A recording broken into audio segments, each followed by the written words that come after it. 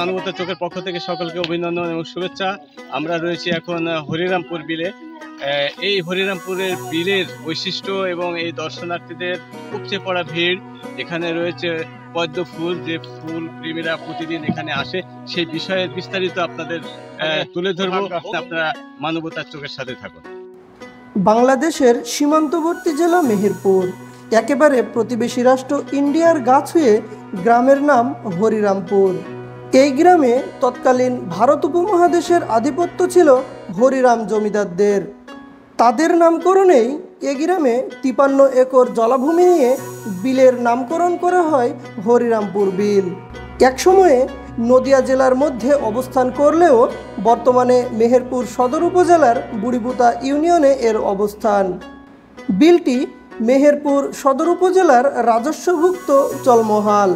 বর্তমানে এই বিলের সাথে 142 জন মৎস্য চাষী রয়েছে, যারা সরকারিভাবে বিলটি লিজ নিয়ে মৎস্য চাষ করে জীবিকা নির্বাহ করেন।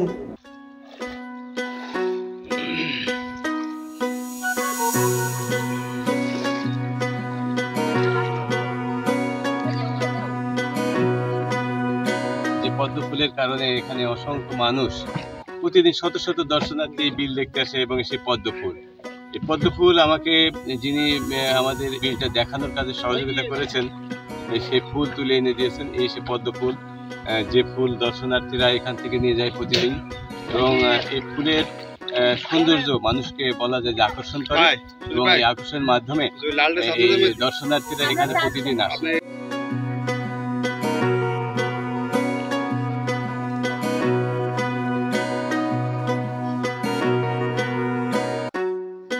বিলটির চারিপাশে বিস্তীর্ণ মাঠ, সবুজে শ্যামলে বিলটি বড় আকর্ষণীয় হয়ে আছে। বর্ষা মৌসুমে এর সৌন্দর্য আরও বেড়ে যায়। শতভাগ বিলের তলদেশ থেকে বেড়ে ওঠা বিলের কোল জুড়ে অপরূপ শোভাবর্ধন করে আছে পদ্ম ফুল। ফুলের সৌন্দর্যে মনে হয় যৌবনা লাভ করেছে বিলের পুরো অঙ্গন। আর বিলের এই যৌবনা দেখতে আসে প্রতিদিন শত শত দর্শক। প্রথম বাচ্চাদের নিয়ে ঘুরতে এসেছি। মানে মূল উদ্দেশ্য কি মানে বিল দেখা না আপনার পদ্ম ফুল? বিল দেখা, পদ্ম ফুল দেখা, নৌকায় চড়া। বিলে এসেছি পরিবারের সবাইকে নিয়ে, ছেলে সবাইকে নিয়ে ঘুরতে এসেছি। এত সুন্দর মেহেরপুরে তো ঘোরার কোনো জায়গা নেই, এত সুন্দর পরিবেশ, তাই এখানে ঘুরতে এসেছি। ভালো একটা পরিবেশ। আমি এখানে এসেছি ঘুরতে এসেছি, অবশ্য আমার মানে ট্যুর জিনিসটা আমার অনেক ভালো লাগে, তো আসছি ঘুরতে, যে পদ্ম ফুল নিব, অনেক এক্সাইটেড। শুক্রবার বাদে একটু কম চাপ হয়, শুক্রবার দিন প্রচুর চাপ হয়। কয় মাস থাকে এরকম দর্শনার্থী? আমরা 3 মাস, পদ্ম যতদিন থাকবে ততদিন মনে করেন দর্শনার্থী থাকবে। মুগ্ধ দর্শকরা সাথে করে নিয়ে যায় পদ্ম ফুলের লতি ও ফুলের সুগন্ধ ফল চাকি। বর্তমানে এই পদ্ম ফুলের সৌরভ দেখতে মেহেরপুর জেলার বাইরে থেকে, বিশেষ করে চুয়াডাঙ্গা, কুষ্টিয়া, ঝিনাইদহ ও পাবনা থেকে দর্শকরা ভিড় করছে প্রতিদিন।